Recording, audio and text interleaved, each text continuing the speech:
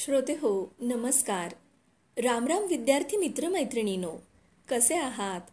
आनंदात ना? आपण डॉक्टर R.A. कुंभार यांनी लिहिलेले संवाद विद्यार्थी मित्रांशी या पुस्तकातील जीवन कौशल्य शिक्षण यासाठी आवश्यक असणारी तसेच स्वयंविकासासाठी काय महत्त्वाचं आहे हे जाणून घेत आहोत. आज अर्चनाताई आपल्याला सांगणार आहे दिवस 5वा यातील गोष्टी रूपातील माहिती, माहिती रूपातील गोष्ट. वेळेची किंमत जाणा. चला तर मग ऐकूयात. दिवस 5वा, वेळेची किंमत जाणा. सर वर्गात आले तेव्हा मुले नियोजनाचेच काहीतरी कुजबुजत होती. सरांना पाहिल्यावर त्यांनी त्यांच्या भोवती गराडाच घातला.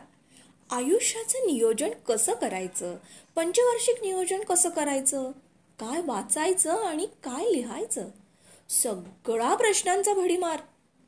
हो हो हो, सर सगळ्यांना थोपवत म्हणाले. नियोजन काय एकदाच होणार आहे? खूप वेळ लागतो त्याला बाळांनो. म्हणूनच काल मी तुम्हाला कितीही वेळ लागू द्या असं म्हणालो होतो, पण तुम्ही ते चांगलंच मनावर घेतलेलं दिसतंय. चांगली गोष्ट आहे, पण घाई करू नकात. खूप विचारांती करावयाची ती गोष्ट असल्याने वेळ लागणारच आहे. आणि नियोजनाला जेवढा जास्त वेळ खर्च कराल तेवढे तुमचे काम लवकर आणि उत्तम होईल. इंग्रजीत असे म्हणतात की most time spent in planning saves time in execution. म्हणजे नियोजनासाठी जेवढा जास्त वेळ खर्च केला जातो तेवढा कार्यवाहीतील वेळ वाचतो. आर्किमिडीज हा शास्त्रज्ञ माहीत आहे ना? हो हो सर, मुलांनी उत्तर दिलं. आर्किमिडीजने म्हटलं आहे की एखादे काम करण्यास मला 1 तास मिळाला तर नियोजनावर 50 मिनिटे खर्च करून 10 मिनिटात मी ते काम करीन. बघा हा, नियोजन असणारी माणसं यशस्वी होतात तर नियोजन नसणाऱ्या माणसांची फजिती होते हे आपण पाहतोच आहोत. म्हणून नियोजन आवश्यक आहे. तेव्हा गोंधळून जाऊ नका. एकमेकांशी चर्चा करा, मला विचारा, पण शेवटी स्वतःचे नियोजन स्वतःच करा. नियोजनातला जो शेवटचा टप्पा दैनंदिन नियोजनाचा आहे तेथे वेळेचे नियोजन करण्याचा प्रश्न येतो. दिवसाचे एकूण 24 तास. या 24 तासांचे नियोजन करणे म्हणजेच वेळेचे नियोजन करणे होय. या जगात दिवसाचे 24 ऐवजी 25 तास कोणालाही मिळालेले नाहीत. जे काम करायचं ते या 24 तासात. सर्वांसाठी याची गतीही सारखीच असते. त्याचा वापर कोण कसा करतो यावर त्याचे महत्त्व अवलंबून आहे. अल्बर्ट आइन्स्टाईन काय म्हणतात माहिती आहे? अल्बर्ट आइन्स्टाईन म्हणतात, time has no independent existence apart from the order of events by which we measure it. त्याचबरोबर शब्दकोशात वेळेची व्याख्या अशी केली आहे, म्हणजे वेळ मोजायचीच असेल तर ती आपल्या कृतीने मोजावी लागेल. आज काय काय केले, कोणती कामे केली, ध्येयप्राप्तीसाठी नवीन काय केले, काय वाचले, काय लिहिले, नवीन काय केले पाहिजे, कोणाला भेटलो, ही यादी आणखीही लांबविता येते. यातील तुम्ही काही करा अगर करू नका, वेळ जाणारच आहे आणि ती परत कधीही मिळणार नाही. म्हणून या प्रत्येक क्षणाचा उपयोग करायचा असेल तर त्यास नियोजनाशिवाय पर्याय नाही. पण वेळेची आपण फारशी गांभीर्याने दखल घेत नाही असे माझे निरीक्षण आहे. आपला कितीतरी वेळ वायाच जातो. परमेश्वर आपणास एक क्षण देण्यापूर्वी एक क्षण काढून घेत असतो. हो, परमेश्वर आपणास एक क्षण देण्यापूर्वी एक क्षण काढून घेत असतो. सगळ्या गोष्टी तुम्हाला परत मिळतील, परंतु गेलेला वेळ, क्षण परत मिळत नाही. म्हणून वेळ किमती आहे, अगदी अमूल्य आहे, मूल्यवान आहे वेळ. टाइम इज मनी ही म्हण आपण अनेक वेळा ऐकलेली आहे. आपल्या शाळेच्या भिंतींवरही हे वाक्य लिहिलेलं असतं. परंतु प्राचार्य निरंजन खिचडी याही पुढे जाऊन म्हणतात की टाइम इज मोर दॅन मनी. कारण गेलेला पैसा परत मिळवता येतो, पण गेलेली वेळ कधीच परत येत नाही. बेंजामिन फ्रँकलिन यांचे पुस्तकाचे दुकान होते. एक ग्राहक त्यांच्या दुकानात आला आणि त्याने काउंटरवरील माणसाला एका पुस्तकाची किंमत विचारली. $1. त्याने पुस्तकाची किंमत सांगितली. अहो, काही कमी घेणार नाही का? यावर उत्तर आलं, नाही. यावर तो जरा घुटमळला. मनात विचार केला की याला काय विचारायचे? मालकाला विचारू. मालक आहेत का दुकानात? आहेत की. बोलव त्यांना. त्याने फ्रँकलिन यांना म्हणजे त्यांच्या मालकाला बोलावले. फ्रँकलिन बाहेर आले. काय बाबा? ग्राहकाकडे पाहत फ्रँकलिन यांनी विचारले. अहो, हा या पुस्तकाची किंमत $1 म्हणतो आहे. कमीत कमी केवढ्याला द्याल हे पुस्तक तुम्ही सांगाल का? $1.25. $1.25? आत्ता इतक्यातच तुमच्या या माणसाने याची किंमत $1 सांगितली. बरोबर आहे. माझे महत्वाचे काम सोडून माझाही वेळ खर्च झाला ना. ग्राहक बुचकाळ्यात पडला या उत्तरावर. बरं, जाऊ द्या. आता सांगा, कमीत कमी केवढ्याला द्याल हे पुस्तक तुम्ही? यावर फ्रँकलिन यांनी उत्तर दिलं, $1.50. काय? $1.50? आत्ता इतक्यात तर तुम्हीच याची किंमत $1.25 सांगितली होती ना? होय, ती किंमत त्यावेळी सांगितली होती, पण आता ती $1.50 झालेली आहे. आणि जितका तुम्ही माझा अधिक वेळ घ्याल तितकी या पुस्तकाची किंमत वाढत जाईल. माझा वेळ काही बिनकिमती नाही की वाटेल त्याने तो घ्यावा. त्या ग्राहकाने हळूच काढता पाय घेतला या उत्तरावर. बेंजामिन फ्रँकलिन यांचं उत्तर तुमच्या लक्षात आलं का? मुले स्तब्ध, शांत, परंतु काहीतरी समजल्याचा भाव त्यांच्या चेहऱ्यावर होता. सर पुढे बोलू लागले. ज्या देशात वेळेला महत्त्व दिले जाते ते देश महाशक्ती बनतात. जपान हे त्याचे उत्तम उदाहरण. कामाच्या वेळेला कामच हे त्यांच्या यशाचे सूत्र आहे. आपल्या देशातील काही नेते मंडळींचा अभ्यास दौरा एकदा जपानला गेला होता. अगोदर सगळे गेस्ट हाऊसवर गेले, फ्रेश झाले आणि नंतर एका कारखान्याला भेट द्यायला गेले. कारखान्यात जाऊन ते कामगारांना कोणतं काम करता, किती तास काम करता, उत्पादने कोणती आणि किती वगैरे वगैरे प्रश्न विचारू लागले. पण एकही कामगार त्यांच्याशी बोलला नाही. भारतीयांना राग आला. ते गेस्ट हाऊसवर आले आणि कारखान्याच्या प्रशासनाचा निषेध नोंदवू लागले. एवढ्यात गेस्ट हाऊसच्या कर्मचाऱ्याने त्यांना बाहेर येण्याची विनंती केली. ते बाहेर येऊन पाहतायत तर कामगार रांगेत उभे. आपल्या शिष्टमंडळातील एकाने रागातच विचारले, आता कशाला आला आहात? कामगारांचा प्रमुख नम्रपणे म्हणाला, तुमच्या प्रश्नांना उत्तरे द्यायला. मग मगाशी का नाही उत्तरे दिलीत? क्षमा असावी साहेब, पण ती आमची कामाची वेळ होती. कामाच्या वेळेत आम्ही कामच करतो, बोलत नाही. वाव! राहुलच्या तोंडून एकदम उद्गार बाहेर पडला. आश्चर्य वाटले ना? मग जपानचा आणखी एक किस्सा ऐका. असेच अभ्यास गटाचे शिष्टमंडळ जपानला गेले. त्यांना कावासाकीचे महापौर कियोशी ताकाहाशी यांना भेटायचं होतं. वेळ सकाळी 11ची ठरली होती, पण त्यांना तेथे पोहोचायला 10 मिनिटे उशीर झाला. महापौरांनी शिष्टमंडळाचे स्वागत केले खरे, पण लगेच जाहीर करण्यात आले, तुम्हाला नियोजित वेळेपेक्षा 10 मिनिटे उशीर झाला आहे. भेटीची वेळ संपलेली आहे. क्षमस्व. पहा, जपानी माणूस वेळेला किती महत्त्व देतो. तेथे बुलेट ट्रेन आहे.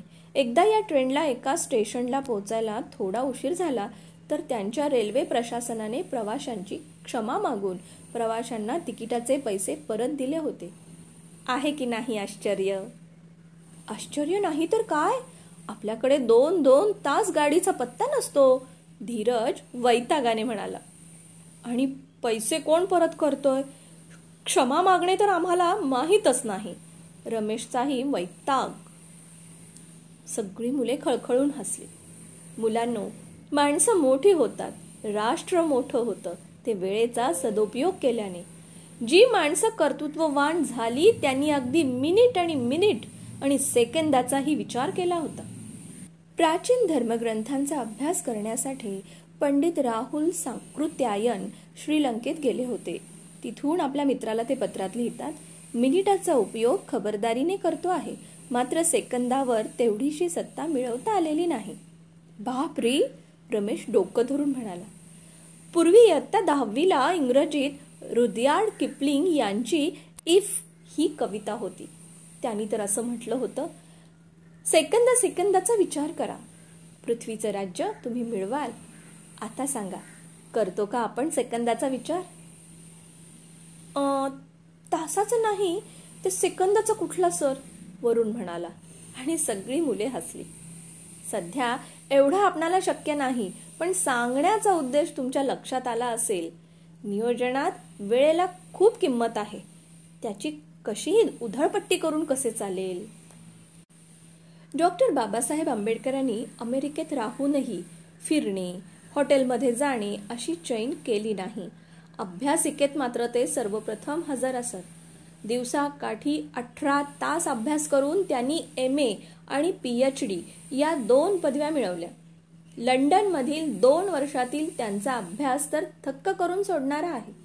बडोद्याच्या सयाजीराव गायकवाड महाराजांनी त्यांना फक्त 2 वर्षाकरिता स्कॉलरशिप मंजूर केली होती आणि या 2 वर्षातच त्यांना DSc आणि बार ॲट लॉ या 2 पदव्या मिळवायच्या होत्या.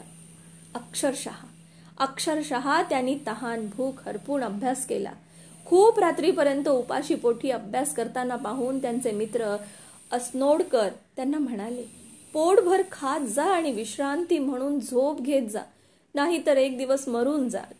यावर आंबेडकर त्यांना काय म्हणाले ते समजून घेण्यासारखं आहे. ते म्हणाले, जेवायला माझ्याकडे पैसे नाहीत आणि झोपायला वेळ नाही.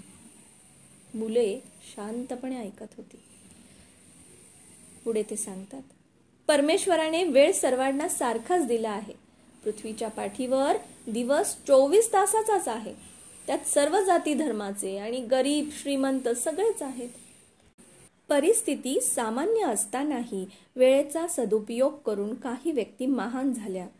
भोजन वाढताना जो रिकामा वेळ मिळत असे त्यावेळेत विचरस्ट्रोने फ्राउड यांचे इंग्लंड हे पुस्तक वाचून काढले. जेवढा वेळ चहा उकळायला लागे तेवढ्या वेळेचा उपयोग करून लॉंगफेलो यांनी इन्फर्नो नावाच्या ग्रंथाचा अनुवाद केला. मायकेल फॅरेडे पुस्तकाचे बाइंडिंग करीत असत. आपल्या रिकाम्या वेळात ते शास्त्रीय प्रयोग करी. एकदा त्याने आपल्या मित्राला लिहिले, मला वेळेची आवश्यकता आहे. काम करताना दिवसाचे 24 तास सुद्धा मला अपुरे पडत आहेत. जर लोकांचा वेळ स्वस्त भावात मला घेता आला असता तर किती बरं झालं असतं. मी दिवसाच्या दिवस खरेदी केले असते. होरस मॅन या अमेरिकन पंडितांनी तर छोटी जाहिरात लिहावी तसे लिहिले आहे. कालच्या सबंध दिवसात 2 सोन्याची नाणी हरवली आहेत. ती नाणी म्हणजे 2 बहुमोलाचे तास की ज्यात प्रत्येक मिनिटाचे 60 हिरे बसवले आहेत. पण मला खात्री आहे की ते शोधूनही सापडणार नाहीत. मग बक्षीस कशाला जाहीर करू. नेपोलियनची गोष्ट सांगतो. नेपोलियन बोनापार्ट फक्त 4 तास तर टॉमस एडिसन फक्त 2 तास झोप घेत होते. स्वर्गीय पंतप्रधान इंदिरा गांधी रोज फक्त 4 तास झोप घेत होत्या. त्याहून अधिक काळ झोप घेणं म्हणजे चैन आहे असे त्यांचे म्हणणे होते. एडिसन यांना तर जेवण झाले की नाही याचा विचार करायला सुद्धा वेळ नसायचा. नेपोलियन बोनापार्ट यांचा ट्रॅफलगारच्या लढाईत पराभव करणारा ब्रिटिश सेनापती लॉर्ड नेल्सन नेहमी म्हणत असत, I have always been a quarter of an hour before my time and it has made a man of me. म्हणजे कोणत्याही कामात मी वेळेपूर्वी 15 मिनिटे हजर राहत असतो. माझ्या यशाची गुरुकिल्ली हीच आहे. माझ्या विद्यार्थी मित्रमैत्रिणींनो, लोकमान्य टिळकांनी मंडालेच्या तुरुंगातील वेळेचाही सदुपयोग करून गीता रहस्य ग्रंथ लिहिला. तर पंडित जवाहरलाल नेहरूंनी अहमदनगरच्या किल्ल्यात डिस्कव्हरी ऑफ इंडिया हा ग्रंथ लिहिला. स्वातंत्र्यवीर सावरकरांनी अंदमानला काळ्या पाण्याची शिक्षा भोगत असताना आपल्या लेखनातून प्रखर राष्ट्रभक्ती आणि मातृभूमीच्या स्वातंत्र्याचा उद्घोष केला. भगतसिंग यांनी लाहोर तुरुंगात प्रचंड वाचन आणि लेखन केलं. हे राष्ट्रपुरुष तुरुंगात रडत बसले नाहीत. त्यांच्यासाठी वेळ महत्वाचा होता, ती परिस्थिती नव्हे.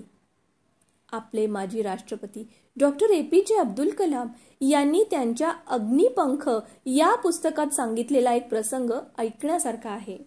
तो असा: प्रयोग करत असताना एकदम स्फोट होऊन नायट्रिक ॲसिडची टाकी फुटली. माझे सहकारी भाजून निघाले. शिवराम कृष्णन नायर जखमींपैकी एक जण होते. अनेक ठिकाणी ते ॲसिडने भाजले होते. आम्हाला कॉट मिळून त्यांच्यावर उपचार होईपर्यंत वेदनांनी ते तडफडत होते. मी त्यांच्या कॉट शेजारी बसून राहिलो. पहाटे 3 वाजता शिवराम कृष्णन यांना शुद्ध आली. त्याने उच्चारलेले पहिले शब्द होते, झाले ते फार वाईट झाले, पण मी या अपघातामुळे वाया गेलेला वेळ खात्रीने भरून काढू शकेन. वेळ किती महत्वाचा आहे येतंय का लक्षात? पुढे व्हा या आपल्या पुस्तकात यदुनाथ थत्ते यांनी वेळेच्या सदुपयोगाचे गणितच मांडले आहे. ते म्हणतात, दररोज 1 तास शिकून अज्ञान व्यक्ती सज्ञान होऊ शकते. दररोज 1 तास पैसे कमावण्याचा उद्योग करून मनुष्य 2 दैनिके, 2 साप्ताहिके, 2 मासिके आणि 1 डझन पुस्तके खरेदी करण्या इतके पैसे कमवू शकतो. दररोज 1 तास वाचन करणारा एका वर्षात कित्येक हजार पानांचे 18 ग्रंथराज वाचू शकेल. दररोज अर्धा तास सूत कातून मनुष्य वस्त्र स्वावलंबी होऊ शकतो. अशा प्रकारे दिवसाचा फक्त 1 तास अप्रसिद्ध व्यक्तींना प्रसिद्ध बनवतो. मग सातत्याने अनेक तास काम करणाऱ्यांचे काय विचारता? हे सारे ऐकून वर्गात पूर्ण शांतता पसरली होती. मुले कान देऊन ऐकत होती. थोडे मोकळे वाटावे म्हणून सर म्हणाले, बोर झालात की काय? नाही सर, पण आम्हाला आमचीच लाज वाटायला लागली आहे, उमेश म्हणाला. कशाची लाज रे? आम्ही कितीतरी वेळ वाया घालवतो सर. असं वेळ वाया घालवून नाही चालणार मुलांनो. लक्षात ठेवा, वाया जाणारा प्रत्येक क्षण दारिद्र्याला निमंत्रण देतो. प्रत्येक औषधावर एक्सपायरी डेट छापलेली असते, माहीत आहे का? हो. त्याचा अर्थ काय? म्हणजे त्या तारखेनंतर ते औषध घेऊ नये, त्याचा उपयोग संपला. श्रीकांतने अगदी बरोबर सांगितले. हो, तशी आपल्या देहाची सुद्धा एक्सपायरी डेट ठरलेली आहे बरं का. म्हणजे आपण कधीतरी या विश्वातून जाणार. त्यानंतर आपल्या शरीराचा उपयोग नाही. क्षणाक्षणाने आपण या एक्सपायरी डेटकडे सरकत असतो पुढे, म्हणजे मृत्यूकडे. म्हणून जे काय करायचे ते तत्पूर्वी करायचे, मृत्यूपूर्वी, आणि ते चांगलं करायचं आणि त्यासाठी वेळेचा सदुपयोग करायचा. चैतन्य महाराज देगलूरकर सांगतात, दिवा शांत झाल्यावर तेलाचा काय उपयोग? चोरी झाल्यावर सावध होऊन काय उपयोग? पाणी गेल्यावर सेतू बांधून काय उपयोग? त्याप्रमाणे काळ गेल्यावर विचार करून काय उपयोग? नेपोलियन बोनापार्ट म्हणतात, ज्या दिवशी आपली थोडी सुद्धा प्रगती झालेली नसेल तो आपला दिवस फुकट गेला असे समजावे. यावर रजनी निराश होऊन म्हणाली, सर, वेळेचा एवढा बारकाईने आम्ही कधी विचारच केला नव्हता. एवढं कळलं तरी पुष्कळ झालं मुलांनो. वाया जाणारा वेळ आपण उपयोगात आणण्याचा हळूहळू प्रयत्न करूयात, होय ना? यावर सुमित्राने शंका विचारली, वाया जाणारा वेळ म्हणजे नेमका कोणता सर? सांगतो. भांडणं, दुसऱ्यांची निंदा नालस्ती, निरर्थक चर्चा, आवश्यकतेपेक्षा जास्त झोपणं, व्यसनं करणं, दुष्कृत्ये यात वेळ घालवणं, दीर्घकाळ TV पाहणं, मोबाईलवर निरर्थक बोलणं, यात जाणारा वेळ म्हणजे वाया जाणारा वेळ. यातून आपणाला तर काही मिळणार नाहीच, पण नुकसानच होणार, वेळ वाया जाणार. आवश्यक त्या गोष्टी आवश्यक तेवढ्या केल्या पाहिजेत. पण सर, 18 तास अभ्यास, फक्त 4 तास झोप, हरीने धसकाच घेतला होता. ते आत्ताच नाही, अभ्यासाचा वेळ हळूहळू वाढवायचा आणि तो वाढवावाच लागेल. आणि हो, वेळेचा सदुपयोग म्हणजे फक्त वाचन असा अर्थ घेऊ नका. तर काल तुम्हाला सांगितल्याप्रमाणे मनोरंजन, शारीरिक श्रम, व्यायाम, निसर्ग भ्रमण, एखाद्या विषयावर चर्चा, इतकेच काय पण टीव्हीवरील चांगले कार्यक्रम पाहणे, यात घालवलेला वेळही सत्कारणीच लागतो. मात्र काय सर? नेहाने विचारले. मात्र ध्येयावरची नजर ढळू देऊ नका. वर सांगितलेल्या गोष्टी कंटाळा येऊ नये म्हणून आणि मन उल्हासित व्हावे म्हणून करायच्या. ध्येयाच्या दिशेने मात्र पुढे सरकत राहायचे. मग उद्या येताना तुम्ही उद्याचा दिवस कसा घालवणार ते लिहून आणणार? हो हो सर, सारे जण म्हणाले. मनाशी काहीतरी निश्चय करूनच मुले वर्गाबाहेर पडली. काय विद्यार्थी मित्रमैत्रिणींनो, आलं ना लक्षात? वेळ मौल्यवान आहे. गेलेली वेळ कधीच परत येत नाही. त्यामुळे वेळ वाया घालवून चालणार नाही. वेळ वाया कुठे जातो हे लक्षात घ्या आणि आपल्या ध्येयावरती संपूर्णपणे एकाग्र होऊन वाटचाल करण्यास सुरुवात करा. त्यासाठी जे काही करावं लागेल ते करण्यासाठी झपाटून स्वतःला तयार करा.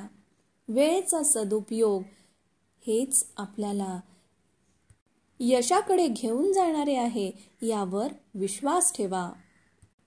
श्रोते हो, वेळेची किंमत जाणा याविषयीची माहिती आत्ता आपण ऐकलीत. हे पुस्तक लिहिलं आहे डॉक्टर R.A. कुंभार यांनी. पुस्तकाचे नाव संवाद विद्यार्थी मित्रांशी. आपल्या पुढे सादर केलं तुमच्या अर्चनाताईने, म्हणजेच अर्चना अभिजित भांडारकर. आपण उद्या पुन्हा भेटणार आहोत. नवीन दिवस, नवीन विषय, नवीन नियोजन. चला तर मग घरीच राहा, स्वस्थ राहा, मस्त राहा. वेळेचा सदुपयोग आपण कसा करणार आहोत याविषयी मात्र नक्कीच विचार करा. धन्यवाद. वंदे भारत, जोडो भारत.